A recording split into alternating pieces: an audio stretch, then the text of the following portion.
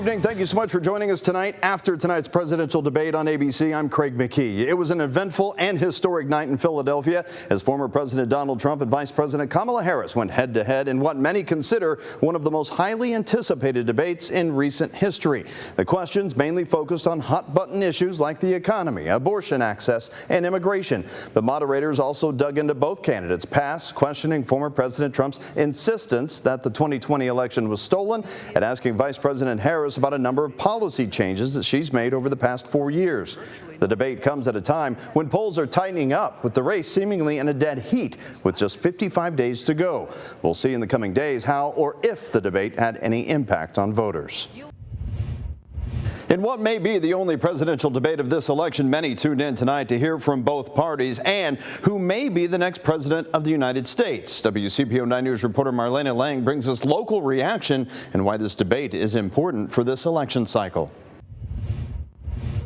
On Tuesday night, Vice President Kamala Harris and former President Donald Trump stepped out on the stage for possibly the first and only debate before voters hit the polls in November. We're so close to the election, and people really need to see the contrast. I think that just the way they're acting really is going to tell us who's going to lead the country to success.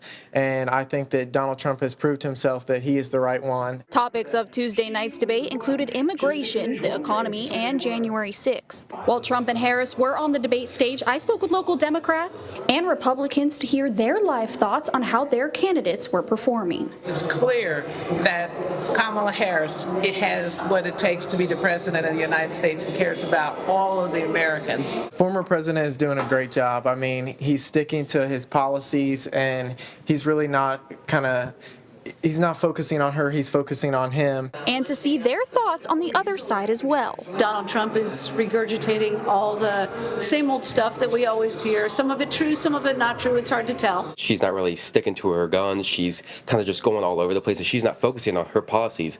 She's saying she has a plan, but she has yet to give us that plan. But both agree that every voter needs to do their own research. Be objective, look on both sides, look at all media sources. Don't try and look at one side, and just because somebody says something about someone doesn't necessarily mean that that's 100% true. In Hamilton County, Marlena Lang, WCPO 9 News.